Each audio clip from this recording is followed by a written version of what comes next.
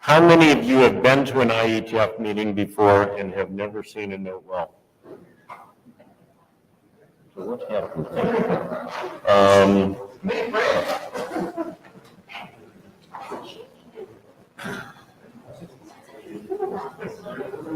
So I don't understand why that's still up. The application is closed. Yeah, it's not on any of your other screen. Okay. In case you're wondering what this is up front, that's my driveway. But, okay. Guys?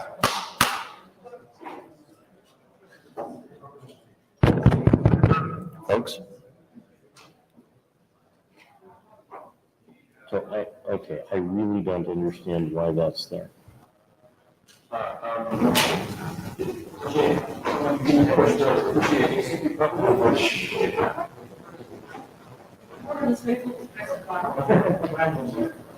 There we go. Much better. Ta-da, the right thing happened. Okay, so okay, note well, everybody please note. So now, switching computers here. This is the agenda we have. Our agenda is blue. So this is the agenda that we have today and tomorrow. We have 3 working group drafts. We have George Michelson with basically some marketing information about the IPv6 market, which I find very interesting. We have Fred Templeton's draft tomorrow morning. If we have time, I'll move that forward to the end of the meeting today. And then kind of AOB, we have 3 other drafts that people have brought to me within the last week or 2 weeks and asked for some time if we have it, and well, we have it, so fine, we have some AOB there. Anybody want to bash the agenda? Seeing none, okay, good deal. Jen, I asked you to come talk about conditional arrays. Could you give us 2 minutes on what's happening with that? So initially I had an ambitious plan that probably we should publish it as the cluster with a big routing multi-homing draft because it has a lot of justifications why slug, why not DHCP or ICMP errors and so on. But looks like routing draft is kind of stuck in the process. So I think actually the routing draft is now currently an informative reference. So probably it doesn't make sense to wait for too long. So I think Warren can correct me, but it's now in IntelliChat, right, for conditional arrays. So it's waiting for final reviews. Okay. So, yeah, it's been sitting for a while waiting to get into the ISG, and I guess it finally got there.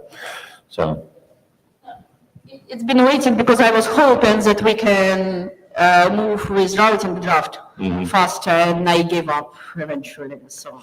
And that guy there made it happen. Yeah. But, okay. Thank you much.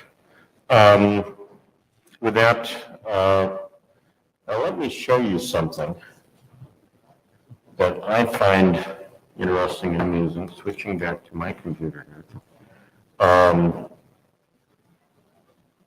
There we go.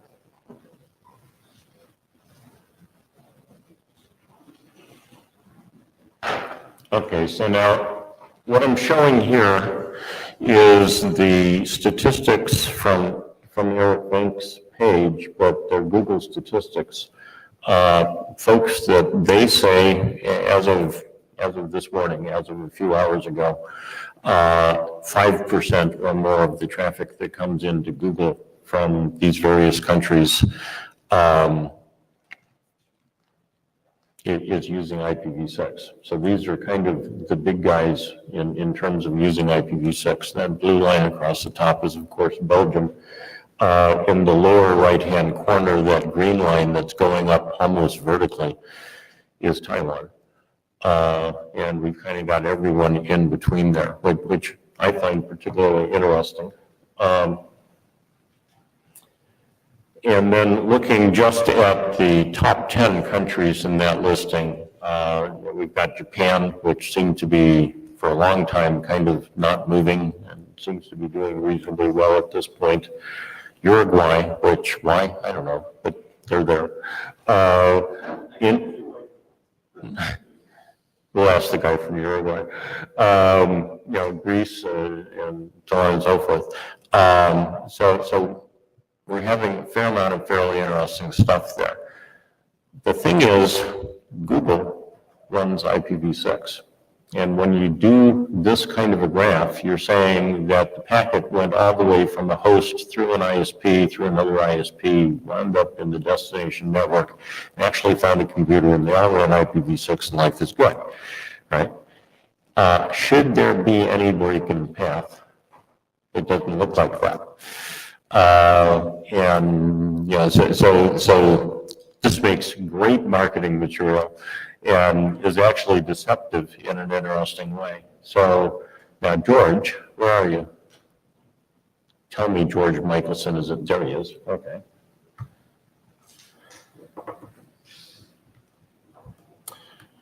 So George has been looking at that and the implications of that. And so here you go, George, and you get this thing. And by the way, as George is demonstrating here, if you're a speaker, there's a pink box up here. Somebody will shoot spit rods at you if you step outside. So I'm ShamWow. I'm ShamWow man. I'm Dentel. I'm here to sell you on the future. So we're working off a figure that says the world capability is somewhere around 18%. And that means can, not does, just means can. It's based on a sampling technique, it's web measurements using recruited ads. It's about a 15 million a day sample worldwide. We have to do some adjustments because of the way the placements happen. We do some weighting. There are various issues with over and under sampling. It goes to the error rate. A lot of other people put the rate higher. So there's a community that is saying it's north of 20. We have a view around how we do an adjustment reflecting the internet population based on stats that get reported quarterly back to people like the ITU and the UN. So we do an adjustment based on our beliefs about users. You can view it as a low side count. You can view others as a high side, and we're bracketing things. I think that's not a bad view. Anyway, let's have a look at the ranking of the economies seen worldwide in this mechanism above and below 18%. So the top set, if you look above there, that's a very interesting mix of economies that are consistently visible with very high rates of penetration. Look at India, 59% IPv6 capability. That's amazing. And that's an extremely large economy. That's a very large population base. We are talking large numbers of people whose lives now currently depend on IPv6 fabric for their daily internet. Or New Zealand, 20%. That's a tiny country. Have more sheep than people. They're managing quite comfortably to get 1 in every 5 of the sheep IPv6 connected, which is a phenomenal outcome that we should be very proud of. And if you run through the list of countries, it's a very interesting mix of economies. So you look down below, and also these are really fascinating economies. They are just spread all over the economic footprint. Anyway, let's come back to that in a minute. So how much of the world V6 is represented by each of those economies? What percentage of the population of people who are in the game is in the game? Okay, so let's rescale it. It's no longer about how much V6 in an economy, so it's not India is on 59%, it's of the 100% of the world of V6, what percentage of that is coming out of India? And I'm going to look at the top 15 because after that it just gets a bit rubbery. Okay, so who wants to play a guessing game? What do you think is the big blue economy? Hint, it's India. So India is contributing about 44% of the globally visible V6. If you are in the business of doing international connectivity and you are supplying service to the world and you do V6, and if it was genuinely international, 44% of your V6 hits would be coming out of the Indian user base. Now think about this. Think about this as Dentel man, as ShamWow man, as money, That's where the money is. The money is in India, right? The money is the middle classes in India and their ability to project V6 traffic at you. Yes, Lorenzo. For clarification, 44% of what? 44% of the notional 100% V6-enabled worldwide community. Measured by? Random ads placed with a very large international advert placement agency. So basically proportional to that agency's traffic. Yep. And if they fail to achieve ad penetration worldwide, obviously we will miscount. So if there is no viable market in India for double-click, it would distort the numbers. That is an absolute given, yes. Warren. So, Warren Corey, following up from that, and also somewhat weighted by where those ads happen to get displayed, which I think the ads are set for as cheap as possible. They are set for as cheap as possible, and they are also set for the following 5 magic keywords: funny, cat, video, hot, car, music. So if Kim Kardashian puts a video out about dancing cats with an amazing car crash scene, we are going to spike for ad placement. But it's generics, right? Okay, so second rank, it's USA. 20% of what we're seeing worldwide in V6 is coming out of North America. Brazil, would anyone have predicted that 6% of what we're seeing is coming out of that economy? By the way, that is a huge economy. There's an interesting story there that we can look at. Japan is 4.7. That's kind of cute because there's been a long time of people saying Japan is not going as fast as it should do, but their net contribution globally is actually quite high. Germany is 4.2, and coming out of nowhere is China, which is a moment we might also talk about, and the rest of it is kind of a bit small. So in terms of these people's economic rankings, if you were doing a grid of what's their economic contribution in GDP terms, it would not look like this, right? Shane Kerr. So This is with your ad placement technology, this right? is with our ad placement technology from Google. From Google, yes. In China. You have to understand that what China do to prevent the awesome of Google from reaching the planet is they dick around in the DNS to hide names that say Google. What they don't do is prevent packets flowing to the IP addresses of the Google ASN necessarily. And double-click, which is what the ads appear as, does not necessarily get filtered by the GFC. Necessarily. I will add that we have from time to time said, wow, we think these figures from China are really weird. And when we compare them with internal figures in China, we tend to see that the internal figures match. But there is room for error. There is room for error. Nothing is certain. It's Dentel, man. It's ShamWow. It cleans your screen like nothing else. Okay, cool. Lorenzo. Lorenzo Cudi, I think if you take similar traffic sources, but you take away the fact that the ad needs to be as cheap as possible, you end up with the US in first place, Japan second place, and India after that. That is very interesting. But do you adjust for their population size? No, this is like, it's the same as you do. It's Our numbers are comped up to reflect what we think the GDP of the population is, Lorenzo. You have to go back and do an extra column of dither on this. It's not just the randoms, it's the random against their computed population in internet broadband terms. That's not what you said when you explained 44%. Yeah, well, the slideway's lying. No, seriously. So you came here and lied to us. Did I say that? Did I say that? I would never say that. No, but Lorenzo, it is slightly more complicated than just the random ad. It's the random ad distribution applied to the inferred population of internet users to come up with their population of V6 users. Right? We get a sample and it says we're seeing this much relative V6 in India, and it's currently, let's say, 60%. And then we have a declared broadband population of India as 1.7 billion, and we have a population of America as 260 million, and we do the maths to scale those relative V6 numbers to a notional 1 million world population and then pie chart it. Do you want me to talk to you about this over beer? Because, I mean, it's arguable the numbers are bullshit, but this is what I'm doing. I'm not gonna confirm or deny that assertion, but what I will say is that here, the numbers that I see here Yeah. are that 44% is more like 5%. So I'm what just- FMV? Yeah, but I'm just saying, I think there's a reason why you see that. Hey. Hey, Tom Hey. Farley, Apple. Hi, Tom. So, question on this. So I appreciate how we're scaling it for population and how many people we have access. Yippity-yep. Maybe to come closer to some of the numbers we're seeing here, Yeah. should we indeed also be scaling by some value, which I am sure we cannot get? How much usage of that internet connectivity the population has? Yeah. Because if I look at the number of connections that are made daily by high school kids in the U.S., that's probably a lot higher than people who are working in India, have better things to do with their time. Remind me to come back to this when the slide comes up with India. Okay?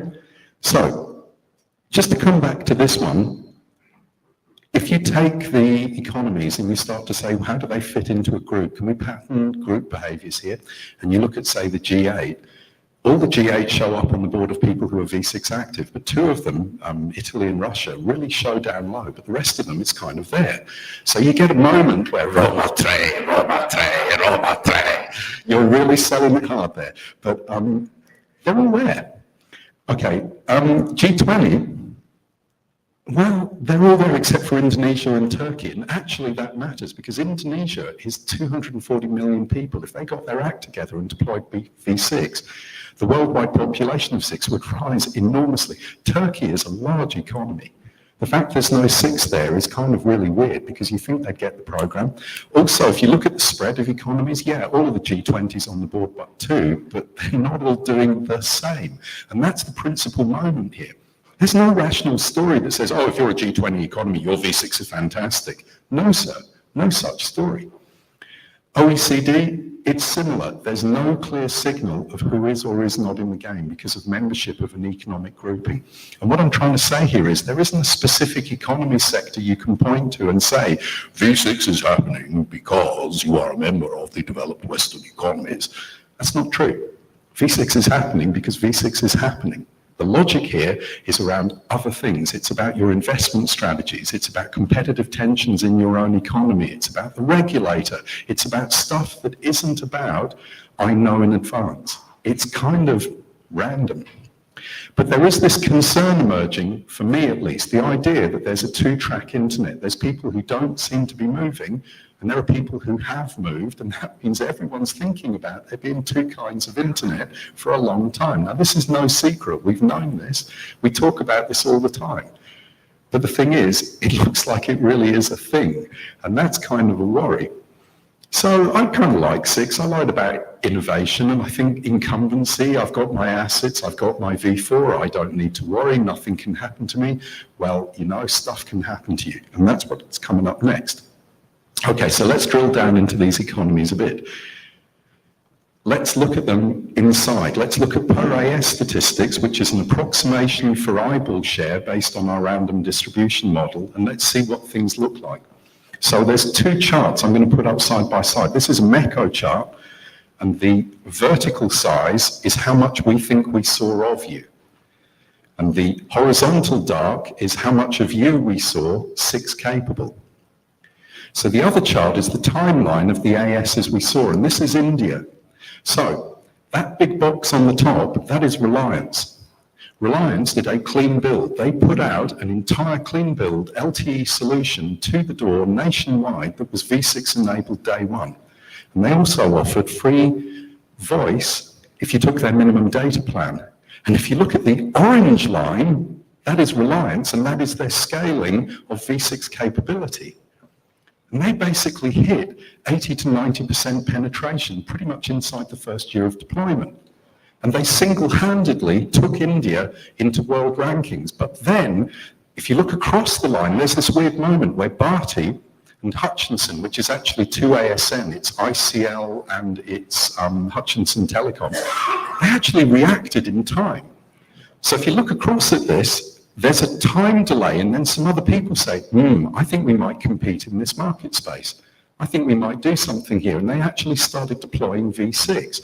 Now, I'm not going to say it's an economic reaction. I'm not going to say it's competition in there competing in V6. But there is certainly signs that after Reliance did their play, the other ISPs decided they needed to do something.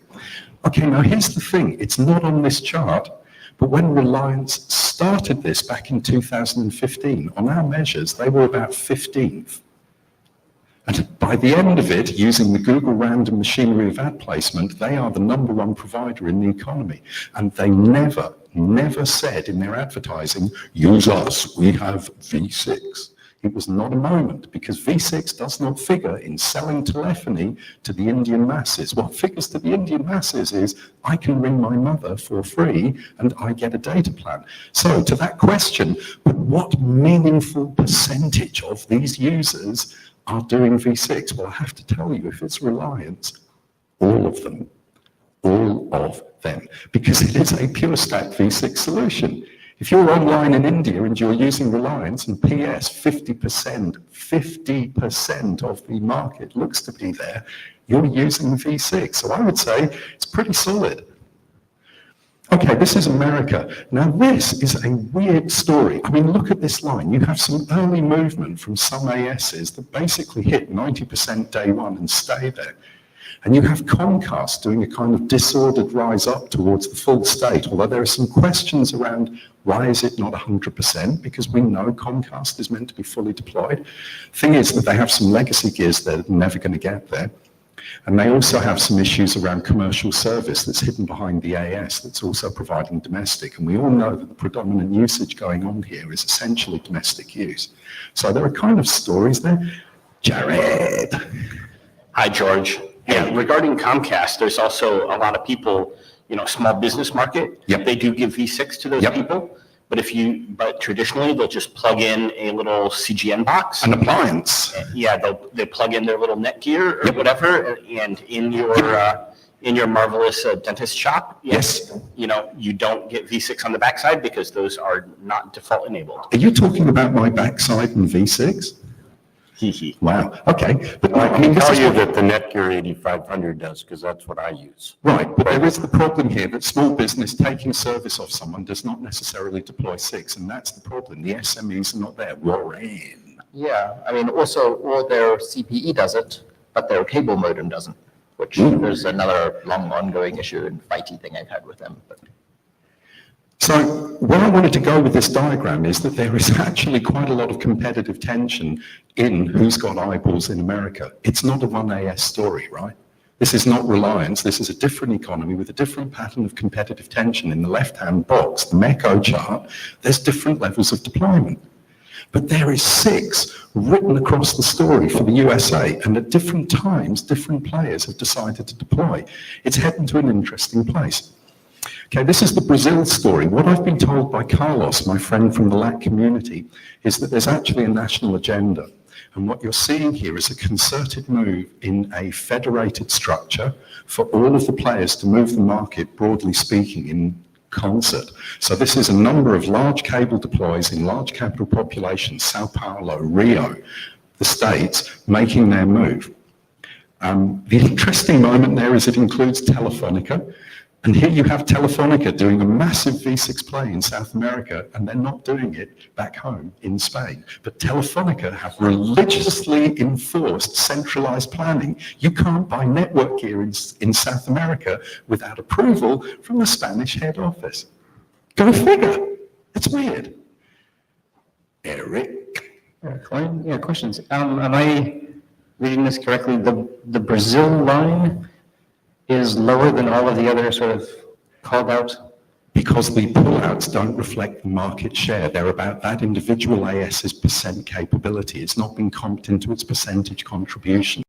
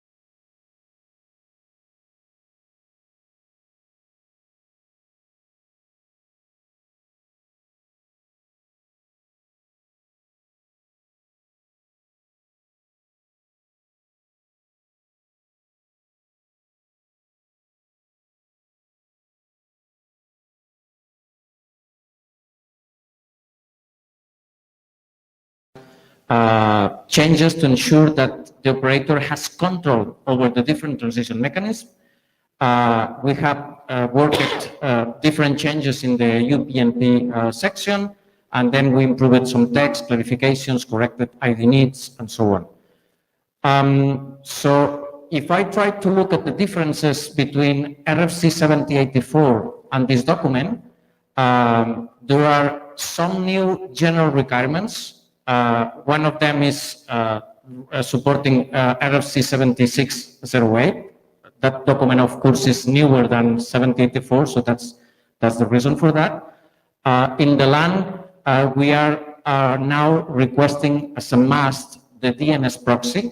This is something that we checked with most of the CP vendors, and it's something usual, so it's not a requirement that will create a problem for CP vendors, but most of the transition mechanisms require that. So the ideal way to do that is, instead of enforcing it in every transition mechanism, make it a general rule for the LAN. Also, in 7084, it was considered 6RD. We don't say anything about 6RD anymore in this document, and we have a couple of new requirements from for DS Lite compared with what was asked previously in RFC 7084. We have a new section which is transition requirements, and then we have several of them. One of them is that the routers must support RFC 8026, which is a prioritization mechanism for selecting which transition mechanism the operator want to enable. And this is basically done in order to allow them to move from dual stack, for example, to an IPv6, IPv4 as a service transition mechanism, and so on. So this has been discussed in the mailing list, and we find a way to, without any new DHCP option, just using existing options to do that. We also ask the CPE to support graphic user interface and or CLI. We request also that the CPE must check for all the available configurations for all the supported transition mechanisms, but not enable them at this step, because that will be enabled depending on the options from RFC 8026 later on.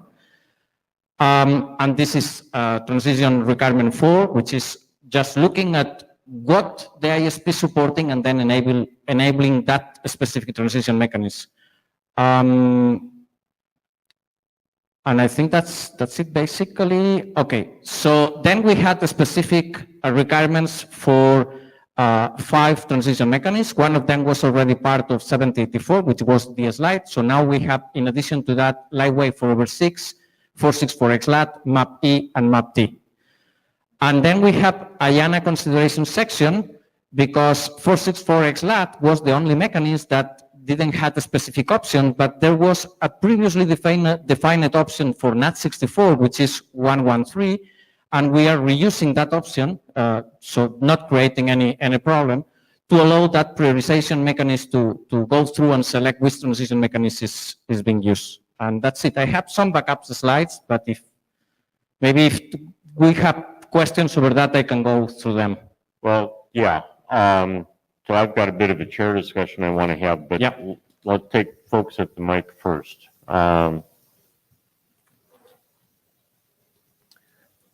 Lorenzo Culidi, why do you say that the CE router must comply with 7608? Must comply with? 7608. Go a few slides back. Oops, this is not going back. Okay. Whatever. It goes back or not? That one. 7608. Yes. Why? We are just saying that the length of the prefix is a recommendation of, if the router want to use something different in the LANs, it's possible to do that. That's what the document, I think it says. I don't recall right now its specific details, but I think it was that. So it's a parameter, basically, the prefix length, right? So that says that forwarding should occur on all prefix lengths. I'm not sure what you're trying to achieve with this. Do you know what you're trying to achieve with this? I don't recall right now the content of the 7608. I will need to look into that. But I think it's basically saying if you want a different length, you go for that. Yeah. Hi, Jared Mach. So Lorenzo, I think what he's trying to say is that the user should be able to configure it and that they shouldn't be stuck with a fixed 64. Exactly. They should be able to configure it if they want to. Not that they. If you're using a Slack, that's fine. But if you want something different, why not? Then that's what you should say in the document. And you should say that the router must allow the user to configure prefixes that are not 64, and then we should discuss that. Well, No? I think it's easier to do the reference to the document that is saying that instead of That's repeating not everything. what that document says. What that document says is if you were forwarding a packet, Yeah. it doesn't say anything about subnets, it doesn't say anything about anything. Okay. Maybe Right, I am so- confused so, okay. right now. I don't recall the content of 7608 right now. I can tell you what the Yeah. content is. If you're forwarding a packet, you must be able to forward it to a subnet of any length from 0 to 128. Okay, so that's it. It's not the other thing. Yeah, Which brings me you're to right. I another recall it question. now. What are Yeah. you trying to achieve with this? Yeah, The yeah. real target of 7608 in that context was chip vendors like Broadcom. Yes. That's correct, yes. Yeah. So I don't think it belongs here. And if we want to say that the user should be able to configure smaller subnets than 64, then that's what we should say in this document. No, it was not that. Was the forwarding of the different But prefixes. if you can't configure it, then why do you want to forward it? Okay, so You so want we to need to say forward both it if things. it's advertised to you in routing. I'm sorry? If it comes into you in routing, you want to be able to honor that. But it must never because we have requirements at least in HomeNet that says that we should at least delegate a 64 to the home, possibly more. Yeah. And all our guidelines around it like delegate at least a block of many 64s. And so if we do this, then that's like entirely contradictory. Right? Okay. I So think the conversation that you're having belongs in sixth man. No, not really. I think I'm asking about whether it's necessary to place this requirement on vendors, and why are we doing that? I don't recall who actually suggested this. I recall that in my original versions we didn't have that, and somebody suggested that, but I don't recall right now the details. I will need to look into my notes to check about that. Does anyone remember why we added this? Because if not, I'm going to propose right now that we remove it, and if no one objects to that, we can remove it. Yeah, I just trying, if you think we should have it, then it would be nice to document the use case, because I'm thinking of CPE about some as device which has uplink interface to ISP in some local networks. It's not, I cannot understand why that device must have a route in the routing table which will be like of any prefix length. It most likely would not be the case, right? So that will be necessary if, for example, with DHCP v6, you allow something different than /64, for example. So I'm not convinced it's the must here, right? Yeah, so I'm like, I think we either need to remove it or clarify this. Okay. Okay. So the mic lines have emptied. As I said, I have one draft that I think we're about ready to go to working group last call on, and that's this one. So I'd like to do that. So first question, do you agree? Do you want to go to working group last call on this? If so, nobody wants to go to working group last call on this.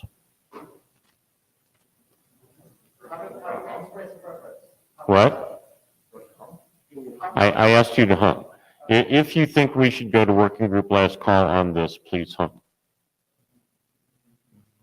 Okay, do you think it's not ready for working group last call? Please hum. Yeah, okay. In that case, then let's not take it to working group last call, but we will pose a discussion. Maybe have a discussion in the list Well, about we'll this definitely comment have- from Lorenzo, We'll and definitely then have a discussion in on another the list. version, we check that again. We'll definitely have a discussion on the list. Now, one other thing, I'd like to get 2 reviewers on this draft, 2 people to read it through and comment to the list on what they find or don't find. Can I get 2 volunteers to review this draft? So, who have we got? Tim, whenever you want to try, I can review it. Thank you. And another? Can I get a second one? Okay, so Ron. Excuse me. I couldn't understand. So fine.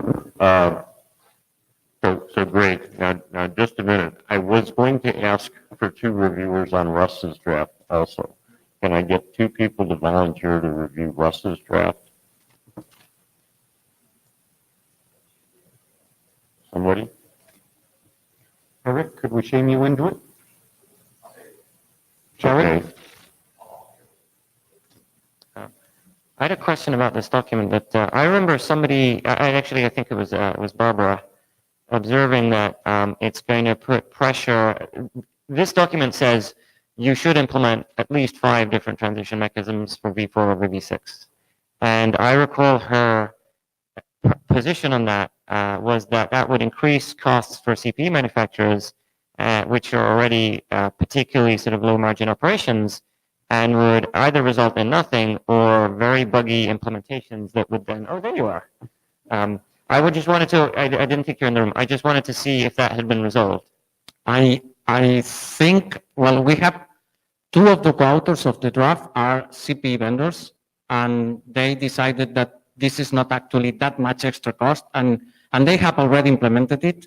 And the main problem is that if you are a big ISP, a big operator, you go to the CPE vendor and they'll tell them, I need this, but the smaller ones cannot.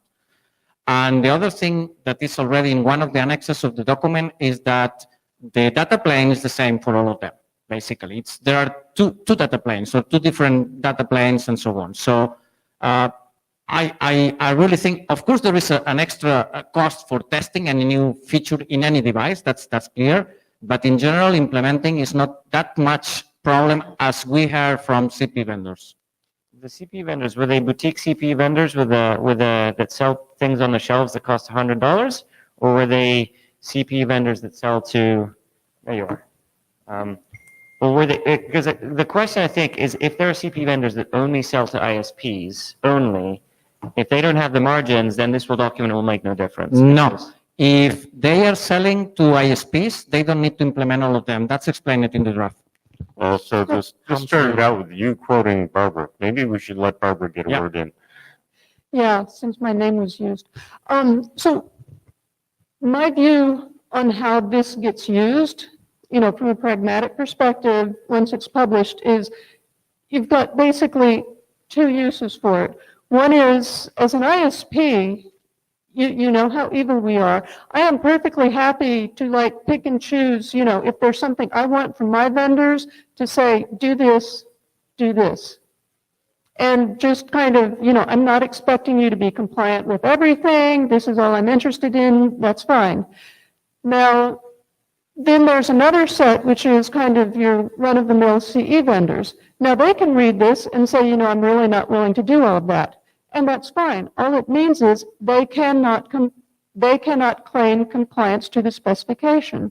Then there's the ones who say, I am willing to do all of this, in which case they can claim compliance to the entire specification, say, we're extra special good. And I think that's a really good thing to be able to say. And so, to me, it's kind of, I'm perfectly happy with it. Thanks. Absolutely link. So I don't know if the bug implementation so-called by render is referred to my implementation, but from the hardware cost of view, it doesn't much.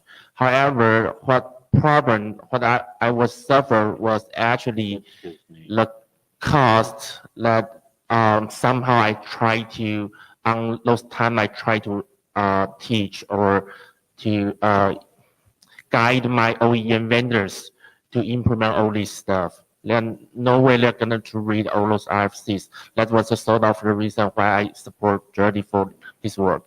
Yeah, from a cost, from memory kind of hardware cost point of view, it doesn't really much. So, Next one. okay, so yeah, let's move on to the next one. Okay. How many people has read this document? Very few. Okay. History of the document. I started this as an outcome from a discussion in the IETF mailing list because there was a comment that we should have only IPv6 and not 64. And then I suggested 464XLAT in that case because there are some applications still that will need that. In the discussion then comes the point about DNS64 that may break DNSSEC. I think it was Christian Utema said we should never have DNS64 and we can perfectly use 464XLAT without DNS64. And in fact, it's something that I am trying in some big trials with some operators. So I documented that in a document considering at that time only 464XLAT, and it was presented in IETF100. And then the working group suggested let's go for an overall NAT64 deployment guidelines document. So that's what I did. Unfortunately, in the last IETF in London, the presentation was very, very quick. We didn't have time, and I didn't got almost comments. But anyway, in the last months, we had some clarifications in the list and some points that I want to note. This is not a discussion because some comments I received, I think, in the list or in private. This is not a discussion about NAT64 versus other transition mechanisms. This is not a discussion about DNSSEC, but it's important, and there is a lot of text in the document to reflect that. And what this document is trying to do is, if you already decided to go for something based on NAT64, then here are your choices in section 3, which I call scenarios, and then what you should take care of to deploy those scenarios, which is section 4.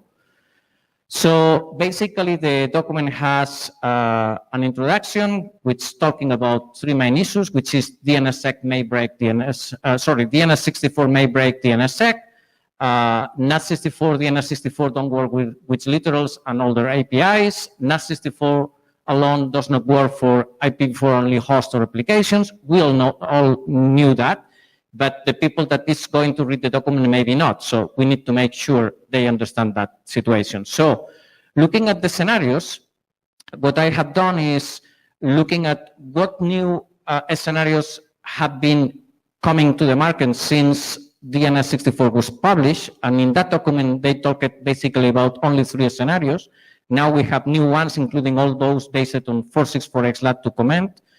And I am looking at the document from the perspective if I am an operator or an enterprise network and I want to deploy NAT64, I really need to make sure that it works for all my user cases, right? So I really need to go away if something is going to be broken. So in the last version, I split the scenarios as a recommendation from Andrew Sullivan, I think, in scenarios that are known to work and those that may work, but only in special conditions.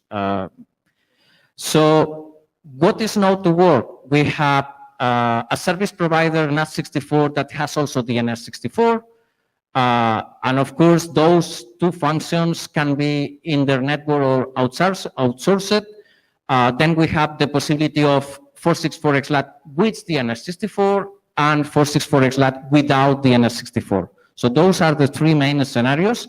And then we have other 3 scenarios that will work only under certain conditions. I think they are still valid because in some cases they may be useful, okay? So that's the reason I put them in the document.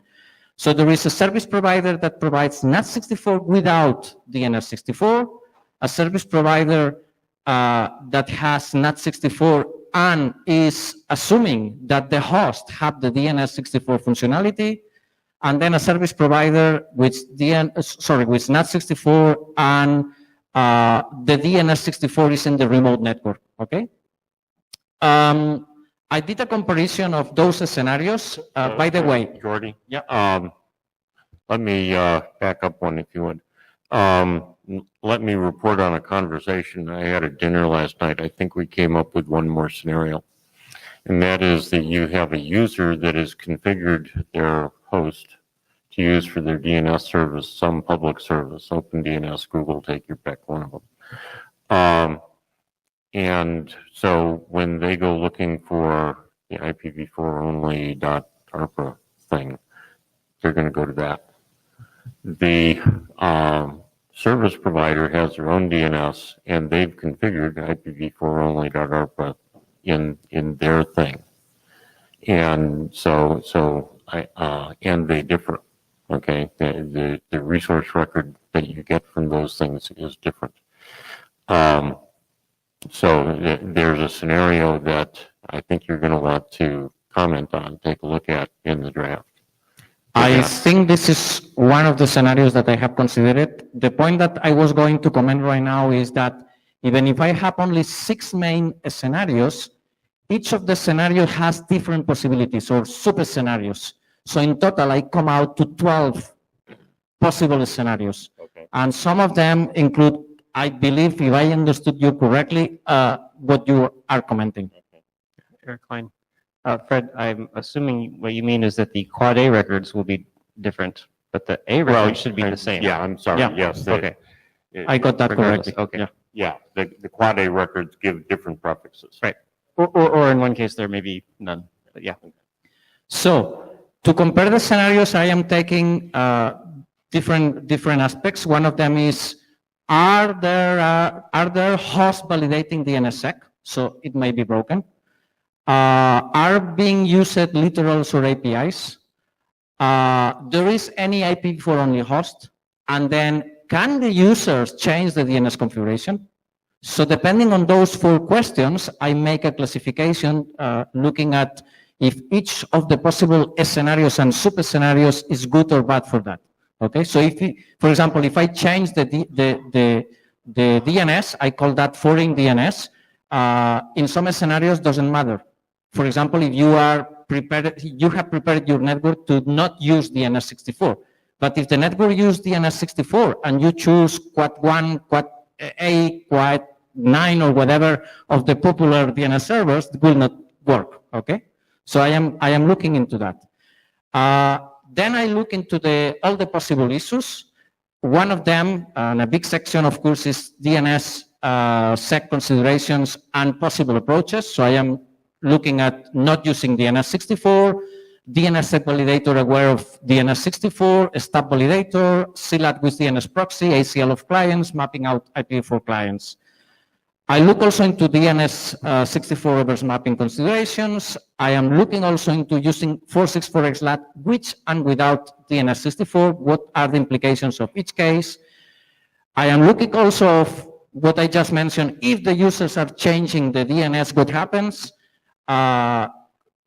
Questions about DNS privacy, like for example, DTLS, Quick, and so on, all the new mechanisms that may impact the performance or the usage of these scenarios. I look also into well-known prefix versus network-specific prefix usage, IPv4 literals and APIs, IPv4 only hosts or applications, CLAT translation considerations. Then I have a summary of the deployment recommendations. I have also a small section that tells basically the scenarios reported here are generally the same if you are an ISP or you are a big enterprise network or even a small network. I mean, basically the consequences of how you are doing are the same. And then I have 3 annexes. One of them is an example, a specific example of deploying 464xLAT with and without DNS64 in broadband. That was an input from Fred. He wanted to know some details about how can be implemented CLAT. And then somebody suggested why not having some details about benchmarking. I am not really sure yet about that section because we may not have enough data to do it correctly. And I think that's it basically. Okay. Mike's?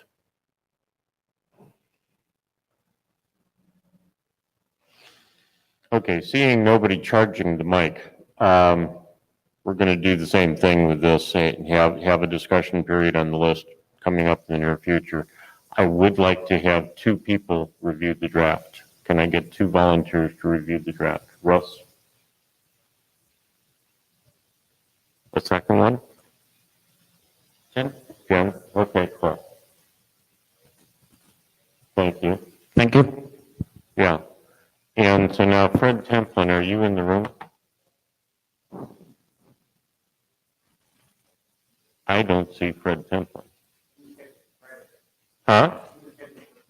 He's scheduled for tomorrow, but I said last time and this time that if we wound up with time, we'd bring him forward.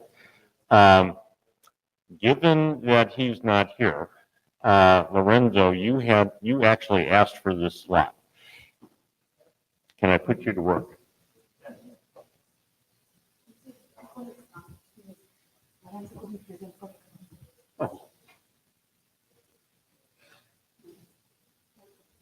Huh? Not the right slides? No? Okay. What's going on here?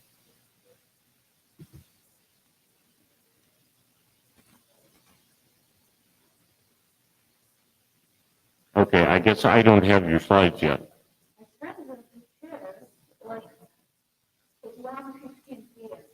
Okay. Well, at 1:15 p.m., I was making a Chromebook work. So, okay, do you have the slides? Okay.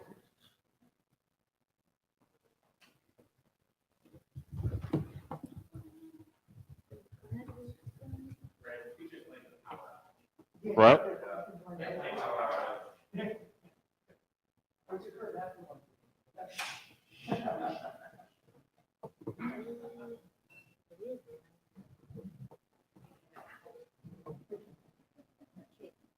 No.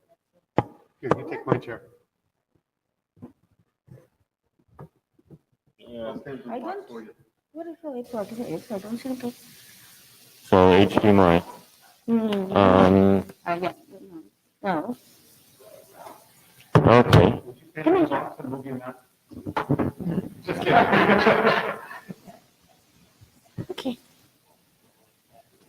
Now let's see.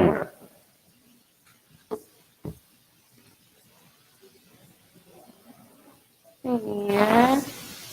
Should be the last. Yeah. Okay, does this look familiar? Yeah. Okay, you can sit here.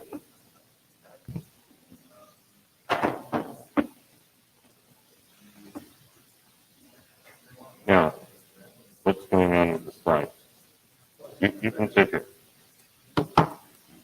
Let's see them. Technical issues.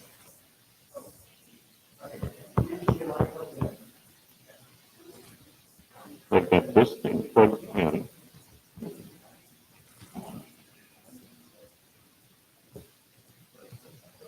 Oh.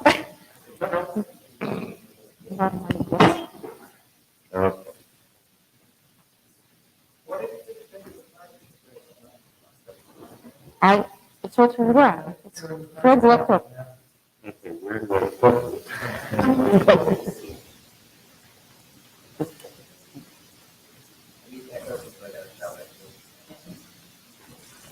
Yeah.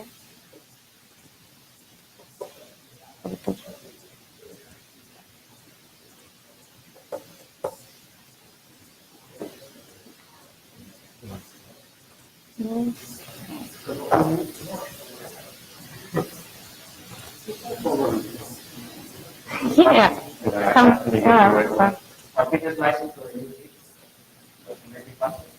Here's a friend's laptop. Probably could just upload them.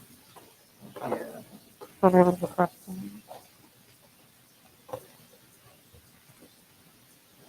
Tell me that. Yeah. Wait. So it's 0, right? All of us there. Okay, everybody stand in for this. We can do that. Yes. Okay. Actually, you can stay there and just, you can click on the Okay, all right, that's fine, whatever. Yes, so we just submitted a draft. Please ignore most of the text because there are at least 2 incorrect things there, which I need to fix in, we need to fix in 01. But the idea is, please, next slide. Yeah, the problem statement, there is still a problem of discovering NAT64 prefix because, as just been discussed, if you use DNS64 and NAT64, you might make the validated resolvers unhappy, and sometimes applications use literals, and there is 464 and so on. So it looks like we need to make hosts aware of NAT64 prefix used on the network. And next slide, please. And there are other mechanisms already standardized, but we would like to do it in array option. Why? Because you can get all information to configure the network IP related information on the host by receiving just one packet. So IP address, default gateway, DNS, and now NAT64 prefix as well. It's atomic. It means you get one packet, you get either everything or nothing. So there's no way you can get in kind of incomplete state. And actually, as a network operator, I do know if there is a NAT64 translator in my network, right? I know that I either route the prefix somewhere when it could be translated or not. So network is actually the proper source of getting this information. And to run any other services, because I'm doing NAT64 and I do not want to run any additional services which I need to support just to notify hosts about NAT64 prefix. And yeah, there is a really lovely trick of asking for v4 only name, getting quad A back, and thinking, oh, it might be my NAT64 prefix. But the problem is you normally do this to use DNS sec later. It means you do not trust DNS. So using DNS first and trust the response to use DNS sec later is kind of sounds strange to me. So next slide, please. So yeah, array option. Very simple, type length, lifetime 16 bits, which similar has the same value of default router, or lifetime, I mean, have the same range, and 96 bit of prefix. So next slide, please. RFC for translation actually says that prefixes might be of different lengths, and it specifies 6 values for this, right? But it looks like use case is quite unusual for using non-96 prefix length. So in our attempt to minimize the size of the array option, we currently do not include prefix length there, so we only support /96. So the next slide, please. Open questions. So that's why we're here, not on 6 month first, not just because we just submitted the draft. Is there any real life scenario when people are using currently NAT64 prefixes which are not /96? So what would something be broken, or would it cause any inconvenience to people if the array option would support only /96? Because another possibility which were discussed, it maybe just have /96 now, and if later such use cases emerge, we can get another array option which will be bigger, because you need to include lifetime and prefix. So it will be like a 16 or 8 bytes bigger. But now we basically have a nice opportunity to simplify. We can say, okay, we have really simple standard use case of /96. If you have some very special scenario, yeah, maybe. Well, I think I can answer your question about 96. Yeah. There is a network that is operating with a different length. And what it is, it has the 128 bits and puts it in the middle. That is CERNET, and they've been calling it IVI for about 10 years now. There are published RFCs on the topic. That's not the scenario you're playing with. Yeah, So for your scenario, I think you're right that 96 is the way to go. Yeah, so that's what basically question. Definitely, different prefix lengths are here for a reason. The question is, do we care about those scenarios, and shall we make array option bigger and makes everything more complicated just to cover scenarios when maybe this array option never going to be used? And so the second question is, RFC 7205 describes a scenario when you might want to map different V4 address space to different prefixes and signal it to host. Again, it's significantly increased complexity. So I know one network which did that, and I talked to them yesterday, and they were like, yeah, you are right, we actually can do it with routing. So in most cases, you actually can utilize routing to do this. So again, the question is, would it be useful to have such an option, to do something about that? Or again, if you have such a complex scenario, you're probably not a target audience for using this array option. So we definitely need some operational input required here. And I think that's all I have. Oh, Dave. Just to answer the 96 question, David Skenazy, Apple. From our perspective, our stack supports lengths different from 96, but we've never really tested them. And as far as I know, and I've confirmed with some people, no one has actually deployed that. So I think fixing the length to 96 for this use case sounds like the reasonable thing to me, personally. Yeah, because my understanding is you're not just accepting this prefix and parsing it, but your resolver or whatever application is using this prefix needs to know what to do with all those prefixes, what the suffix is if it's not empty, and so on. Yeah, so that basically, yeah, it's a bit complicated, so we need to know if it works. Android doesn't support that either. It just doesn't support anything else than 96, period. Jordi Palet. I read the document right before the session. I like it. Regarding the discussion of the /96, the different prefixes than 96, maybe it's also a possibility to update the document, the DNS. I don't remember. Is the 7050 document? The 7050 document about that? No, so prefix lengths defined in whatever. I don't remember the number. No, yeah. 7050 is about DNS. Okay. Finding DNS prefix using DNS, but /96 and other prefixes are specified in RFC for translating V4 between V6, and there are again cases when you basically put part of the V4 addresses. Okay, but my point, in summary, my point is maybe it's an opportunity to update that document to say this is not being used, so deprecate that part. I don't know. I don't know. Maybe someone is using it, but the question is, would those people also want to get this option in array? Because if it's, for example, a data center, when I can imagine they might want to use this theoretically, they might not want to use this array option because everything will be provisioned statically. So that's the point about would variable prefix length be useful in scenario when you want an array option? So yeah. Okay. The other comment I have been reading, but during the session was difficult for me to do both things at the same time.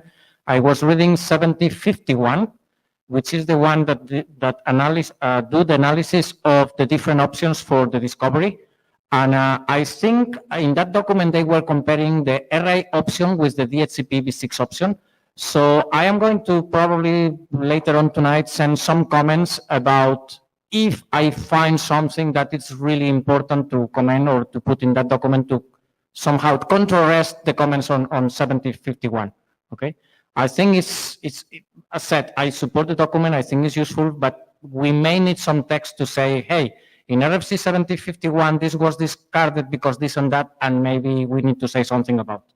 Again, the text is like, it was very like 0 draft and basically nothing except option format you need to pay attention to because, as I said, there are some incorrect statements in the text which need to be fixed here. And more text will be added, obviously. Brian Carpenter, I may be being stupid, but it seems to me that the array option has a length field, and as long as your pref64 was a multiple of 8 bits, you could use the length field to communicate its length. Sorry, if that's too. It's multiples of 8?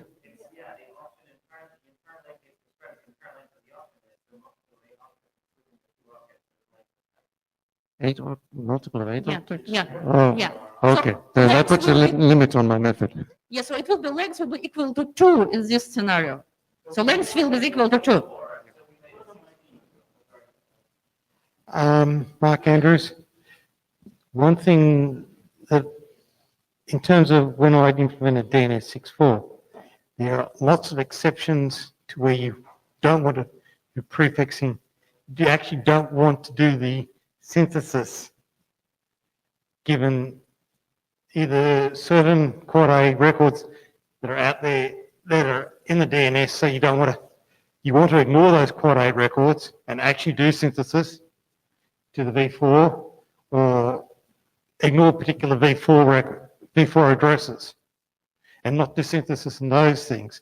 That sort of information also needs to get out there, in addition to the actual prefix.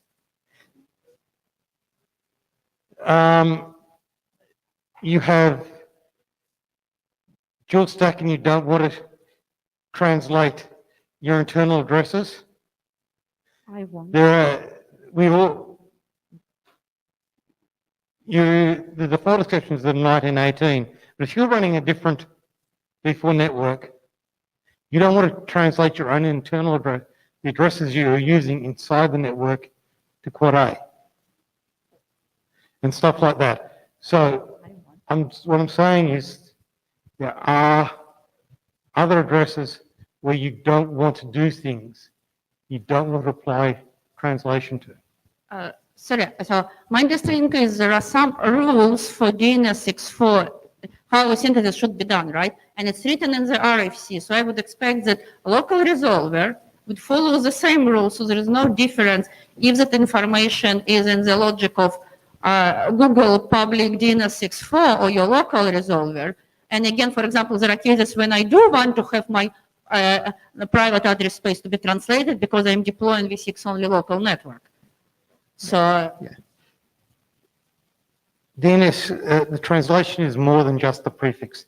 There's other stuff we need to get to the hosts. yeah, but that stuff is will be in the logic of the resolver. It's not something variable which is network dependent, right?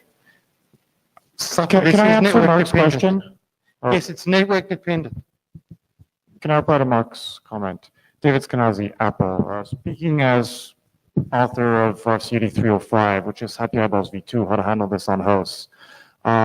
I suspect that what you're describing are some networks that have these things. Today, those networks do not have a way to communicate that to hosts, and whatever Android and iOS does is broken on all those networks today. I don't think that's something we need to fix right now. I don't know if those networks exist. If you want to fix that problem, I think that should be in its own draft. Because today, what Android will do is, if it wants to talk to that V4 address, it'll synthesize it.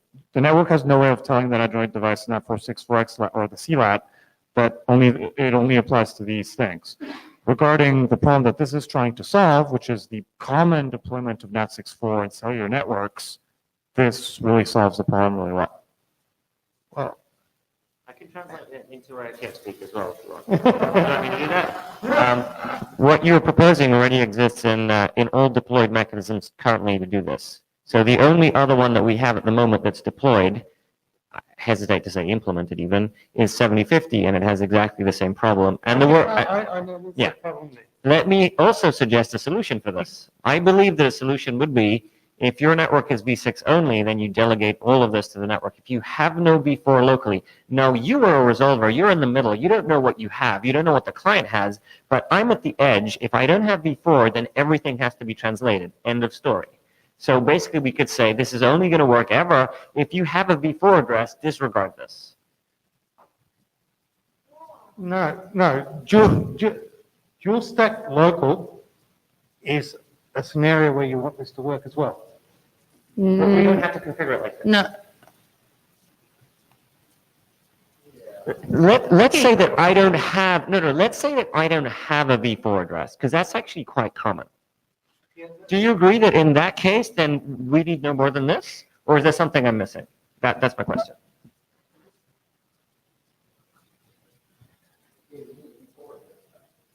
It doesn't work. So, like, we don't need to configure. If you're... Sure, I'm holding it wrong. I was already holding it wrong. Yeah.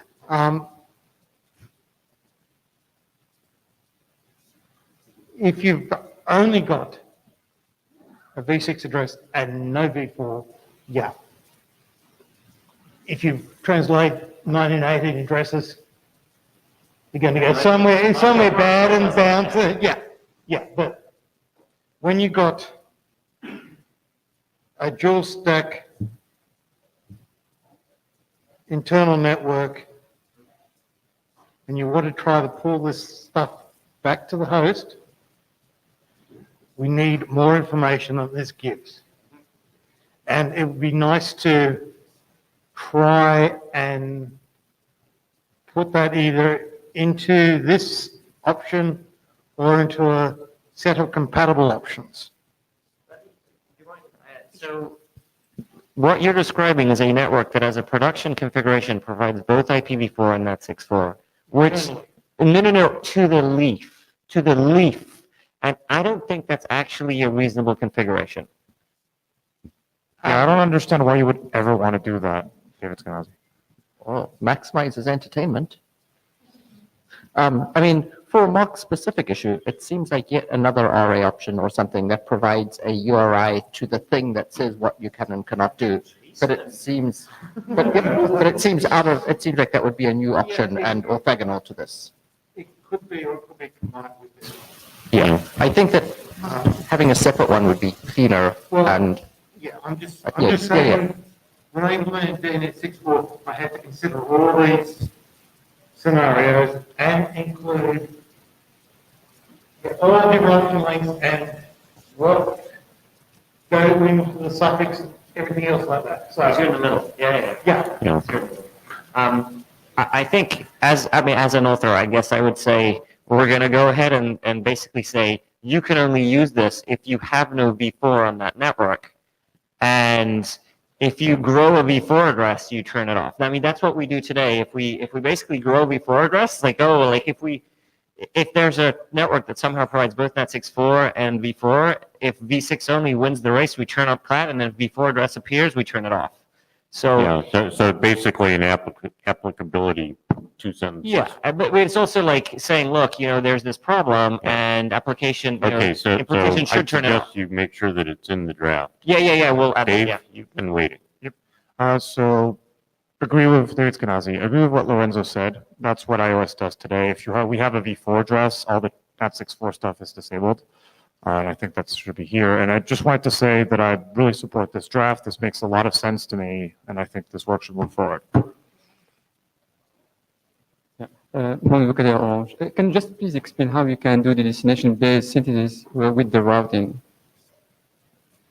No, You said that it is trivially can be implemented by routing. So can you just explain to us how we can do that trivially?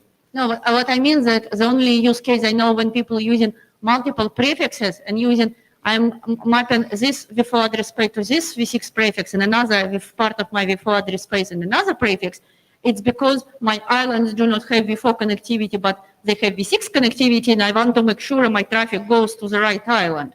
But it basically means you can have more specific than /96 in your V6 routing table and route, and using still the same V6 prefix, but have more specifics in your routing table. Yeah, but this isn't the same problem that is trying to be solved there. For the destination-based NAT64, the assumption is that you have multiple NAT64 instances in the network, one, for instance, for reaching your own internet services within the service provider, and you have another NAT64 instance, which is, for instance, to reach the internet servers on your GN device, for instance. And then you are configuring two distinct NAT64 prefixes for those. And then when you are doing the address synthesis, you need to be sure that when the packets are sent by your host are ending on the appropriate instances and not the wrong one. So that's why in the RFC 7225, there's all this discussion about the destination-based address synthesis, and this is also discussed in the RFC 7051, which this recommend again the error option, also the DHE option, which was also proposed by Jordi and so on. So I think that's the problem is a little bit complex. It is not just the specification is not already there for fun. It's there to solve some of the problem that was actually through during the specification of the NAT64, for instance. If you wanted to do the NAT64 with something which is checksum neutral, In that way, you need to have something which is the suffix part in order to nullify what you are doing with the prefix size. So that's why in the RFC 7225, we have this kind of specification there, so that if someone in the world, I don't know who will be, want to have the net64 function which ensure and preserve the checksum neutrality, it can do that with that kind of specification. So this is not only for, I would say, for fun. This is something which is motivated there. And there are multiple RFCs who analyze all of this stuff. So I think that we have to be really careful about revising the consensus that we have achieved in the IETF for the prefix discovery. There's a lot of documents there. So please do at least a serious analysis for this topic before claiming that's going to be trivially implemented, for instance, by writing and so on. So that's only my comment. So can you explain how that differs from routing more v6 specifics on your network? Because you basically the v6, the NAT64 prefix gets stripped when you hit the NAT64, right? Yeah. Right. So the problem is that you want to reach for different v4 destinations, different NAT64s, right? Exactly. Yeah. So those v4 destinations are contiguous blocks. Which one? Well, in 7225, those v4 destinations are specified as contiguous block prefixes. No. There are multiple blocks there, so it's multiple contiguous blocks, right? Yeah. So those contiguous blocks, take each one of them, they're also contiguous blocks in v6 space, because the thing's at the end, right? So they're contiguous blocks in v6 space. Therefore, if you only support the v4 address at the end, that's all your contiguous v4 blocks are contiguous blocks in v6 space, and therefore you can just route those blocks in v6 space while there's still v6 packets to the right NAT64. Once you got to the right NAT64, the NAT64 just takes off the prefix and converts it to v4. But this isn't the problem. What is the problem? Is that, for instance, imagine that's what when we did read. So Lorenzo, you realized that what you just proposed required a prefix that was longer than 64 bits and shorter than 128. That's right, because it's not for address assignment. So. Yeah, this is the problem. Let's consider to receive a SIP communication. In your SIP communication, you have this DP part. In this DP part, you have some the connection line in which there's an IP address there. And it happens that the IPv4 address, which is in this DP part, is your internal proxy server. And you want to synthesize this IPv4 address to transform it into an IPv6 one. So which IPv6 prefix that you will use to do that?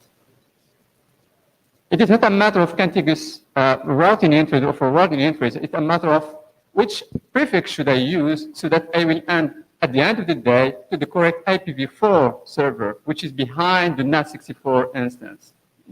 No, like I said, if you want to get to that server, all you need to do is basically route that specific block to that NAT64. Which block, Lorenzo? The one that contains the IP address that you're trying to reach. Which one? You know what the destination is, right? Yeah, the destination is v4 address. The destination is an IPv4 address. Yeah. So I receive it. I am a handset. I receive that IPv4 address. Now, I need to send an IPv6 packet to that IPv4 address. Right. So I need to transform my IPv4 address into an IPv6 one. Yeah. And the hack here is that I should not send that IPv6 packet into my J interface, but send it to an internal IPv4 proxy, which is behind another NAT64 instance. Right. But I don't understand. Yes, I get that's that. The definition of what we are talking about, the destination-based NAT64. So that's to make sure that we are talking about the same problem here. But the network can take care of that. If the prefix is at the end, yes, it can. All right, let's. No, it cannot. Okay, let's take this offline.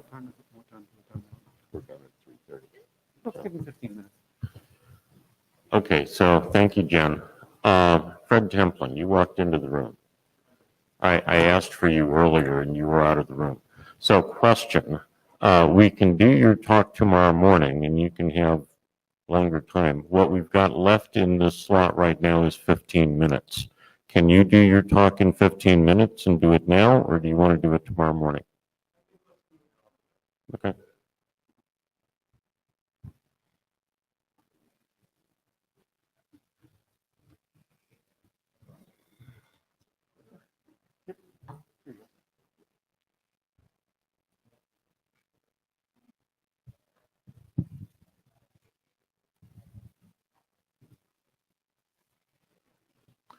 Okay, so this draft is titled Multi-Addressing Considerations for IPv6 Prefix Delegation, also known as IPv6 Prefix Delegation Models. So why multi-addressing? RFC 79034 discusses recommendations for providing hosts with multiple global IPv6 addresses. Some of the benefits include privacy addressing to prevent tracking, supporting multiple processes on the same device, extending the network through tethering, running virtual machines on hosts, supporting transition technologies, future applications such as per application IPv6 addresses, and to avoid continued dependence on network address translation. The methods that were discussed in 79934 were stateless address auto configuration, DHCPv6 address assignment, and DHCPv6 prefix delegation. But of these, only prefix delegation allows multi-addressing without disturbing other nodes on the upstream link. In other words, on the upstream link, there's no multicast listener discovery or duplicate address detection needed. The goal in this document is to document the multi-addressing models for IPv6 prefix delegation. So there's many different prefix delegation alternatives. DHCPv6 is the primary example, but there are other examples, including the PIO exclusive proprietary IPMs, network management, and static configuration. We want to look at the classic routing model when the node that provisions the delegated prefix to downstream attached networks, for example, a tethered Internet of Things or an internal network of virtual machines, etc. Multi-addressing host models when the node uses the delegated prefix for its own internal multi-addressing purposes. So case one, the classic routing model. Here we have the requesting router receiving a delegated prefix that distributes to its downstream attached networks. Again, it's useful for Internet of Things. Example would be a cell phone with tethered external network, for example, Bluetooth devices, a laptop with an internal network of virtual machines, or a home network router with home devices in the home network. Case two, multi-addressing on virtual interfaces. In this case, the requesting node assigns addresses from delegated prefixes to internal virtual interfaces like a loopback without invoking multicast listener discovery or data on the upstream interface. This would allow the node to have unlimited numbers of addresses available. An example that can do this is any host with an internal virtual interface on which addresses can be assigned. Example is a loopback again. Case three, multi-addressing on the upstream interface. So the requesting node assigns addresses from the delegated prefix to an upstream interface over which it received that prefix delegation, again without invoking multicast listener discovery or DAD. Unlimited numbers of addresses are available. And for example, any host that cannot assign addresses to any other interfaces besides the upstream interface. So remember, addresses are assigned to interfaces. And if the only interface you're able to assign addresses on is the upstream interface, then that's what you have to do. And finally, case four, application addressing. Here, the requesting node assigns addresses from delegated prefixes to its local applications, where each application acts like a virtual interface for address assignment as required by RFC 4291. Again, unlimited multiple numbers of addresses are available, and it provides a new model with the distinct benefit that a unique address per application may obviate the need for port numbers in the future. And that's a very important distinction. Imagine not having to deal with TCP and UDP port numbers any longer. Changes since IETF 101. We clarified that the classic routing model applies to both external physical networks and internal virtual networks. We dropped the discussion of weak and strong end system because several comments pointed out that it may not be applicable in this context. We added discussion on address per application, added discussion on relation to RFC 7934 and 8273. And we received list comments on 6/15 in 2018 and posted proposed resolutions a couple days later. We'll be folding those resolutions into the next draft version. Draft history. The first version of this draft was posted in November 2015 and announced to V6OPS. Several rounds of comments came from a review team that looked at that document. We presented dash 15 at IETF 101. Again, we had working group comments and list comments on that. Draft 19 was presented at IETF 101. In that presentation, IETF 101, it was a virtual presentation with no time for questions afterwards. But significant comments did come on the list afterwards.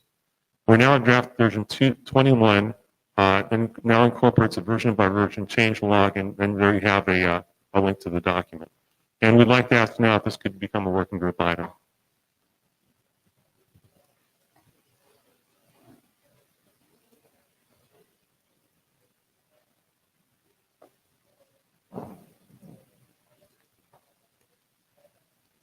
Eric Vac. Fred, what is the real purpose of this draft? Is documenting use case, or are you proposing use? It's documented the cases of what can be done with the delegated prefix, the classic routing model, the downstream interface assignment, the upstream interface assignment, and the per address assignment. Okay, thank you. Okay.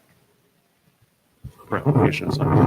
Following on to that question, there's no proposal to change anything in any protocol at all. This is just documenting use cases.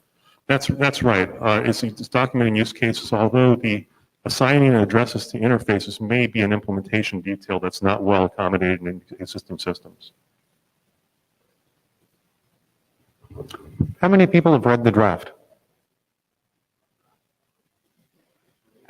Of those people who've read the draft, could anybody maybe have a hum? And the two options will be, if you think it's useful and we should progress it, maybe think about adopting it, hum.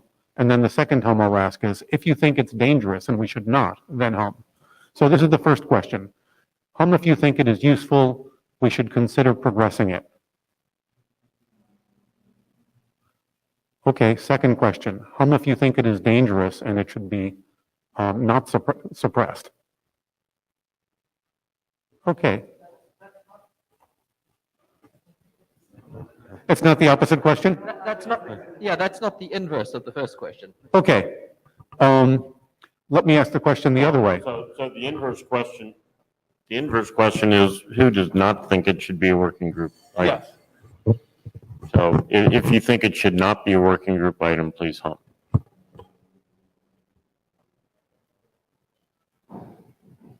Okay, so. It sounds like, take it to the list? Or? Yeah, we'll take it to the list, which is what we're supposed to do anyway. We'll do for a call for adoption on the list. But yeah, I think there was some support for adopting. Yeah, there was some support and some opposition. Yeah. Okay, so thank you. It's now 3:24 and the meeting ends at 3:30, so I think we're done for today. It's that, or someone could sing. You want to sing? No. Okay, we're done for today.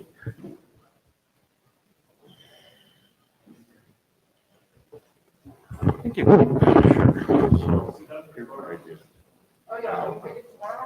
We're meeting tomorrow morning. We have two drafts that are going to be discussed. They're both essentially any other business items from Int-Area.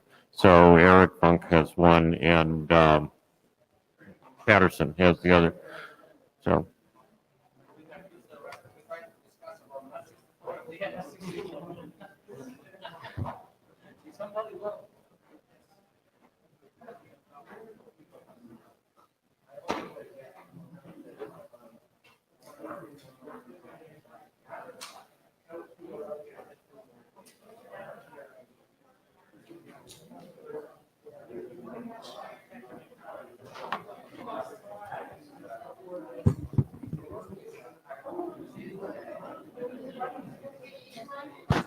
By the way, we need the blue sheets back. Where are they?